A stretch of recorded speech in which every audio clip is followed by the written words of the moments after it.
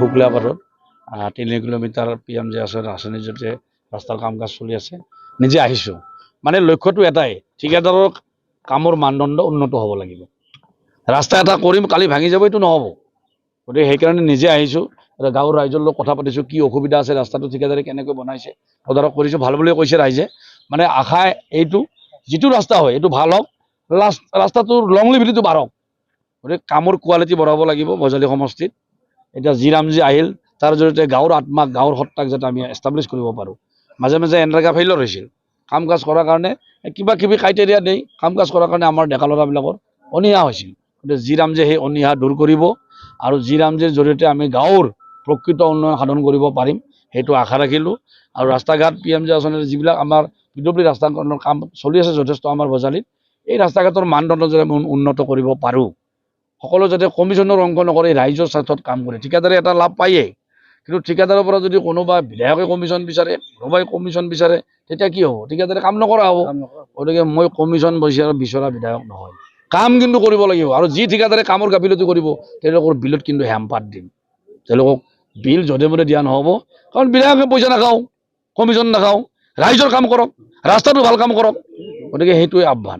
আৰু সেইকাৰণে ৰাইজৰ লগত কথা পাতিছোঁ, ৰাইজক সুধিছোঁ আপোনালোকৰ ৰাস্তা ঘাট কাম চলিছে সন্তুষ্ট নে অসন্তুষ্ট, কওক, কিবা যদি কমপ্লেইন আছে কওক। ৰাইজে কৈছে আমি সন্তুষ্ট, এতিয়ালৈকে যি ধৰণে কাম কৰি আছে কাম সুন্দৰভাৱে হৈছে। গতিকে কোন ঠিকাদাৰ মই নামটো জনা নাই, মই ধন্যবাদ জনাইছোঁ। মই নিজেও চালোঁ কাম কাজ সুন্দৰভাৱে কৰি আছে। এনেকুৱা ঠিকাদাৰে যদি ভাল কাম কৰে সেই ঠিকাদাৰক গামোচা পিন্ধাম, আৰু যি ঠিকাদাৰে কাম বেয়া কৰিব, ৰাইজক ঠগি যাব, সেই ঠিকাদাৰক ব্লেক লিষ্টেড কৰি তেওঁলোকৰ বিল বন্ধ কৰিম। এইটো ডাঙৰ সমস্যা, অসমৰ সমস্যা, বিধানসভাত উত্থাপন কৰিম বুলি ভাবিছোঁ। PWD হৈছে, ৰাস্তাটো PWD হৈছে, এতিয়া PWD ৰাস্তাত মানে লেণ্ডৰ যিটো মানে সেইটো স্কিমটো নাই, পানীটো ওপৰতে বাগৰি যাওক, কিন্তু ৰাইজেতো ঘৰটো ওখ কৰিছে দুয়োপাৰে, ঘৰ ওখ হৈ যাই আছে, চোতাল ওখ হৈ যাই আছে, আৰু ৰাস্তাটো তলত ভৰি আছে। সেই সময়তে যদি ড্ৰেইন নাথাকে, গতিকে এইটো অল মানে অভাৰ আছাম, অসমৰ এটা সিদ্ধান্ত ল'বলগীয়া বিষয়। মই নিজে ভাবি থৈছোঁ যে বিধানসভাত এইটো মানে মুখ্যমন্ত্ৰী ডাঙৰীয়াৰ দৃষ্টিগোচৰ কৰিম, অধ্যক্ষ ডাঙৰীয়াৰ ওচৰত এইটো দাখিল কৰিম বুলি ভাবিছোঁ। কাৰণ ড্ৰেইন নহ'লে ৰাস্তা নাথাকিব, এইটো আপোনালোকে সকলোৱে বুজি পাইছে, আমিও বুজি পাইছোঁ। এই ক্ষেত্ৰত এটা আমি নতুন সিদ্ধান্ত পিনে যাবই লাগিব। আপুনি বিষয়াসকলকো নিৰ্দেশ দিছে, ফোনযোগেও কৰিছে যে ভালদৰে কাম চোৱা চিতা কৰিব লাগিব, বিষয়াসকলক কাৰ্যালয়তে বহি থাকে। একদম সঁচা কথা কৈছোঁ, PWD ইঞ্জিনিয়াৰ বিষয়া কৰ্মচাৰী কেৱল ক'ত বহি থাকে, কাৰ্যালয়টোত আহি ফেনৰ তলত বহি থাকে, AC ৰুমত।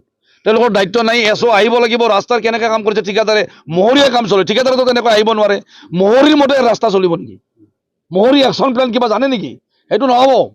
গতিকে ঠিকাদাৰৰ লগত কাম, ঠিকাদাৰো আহি ছাৰ্ভে কৰক, আৰু তাৰ লগে লগে বিষয়া কৰ্মচাৰীক নিৰ্দেশ দিছোঁ যে আপোনালোকে ফিল্ডলৈ যাওক, ৰাস্তাৰ কাম কেনেকৈ চলি আছে ভালদৰে নিৰীক্ষণ কৰক, আৰু যদি বিষয়া কৰ্মচাৰীৰ গাফিলতি থাকে তেওঁলোকৰ ওপৰত ব্যৱস্থা গ্ৰহণ কৰিম।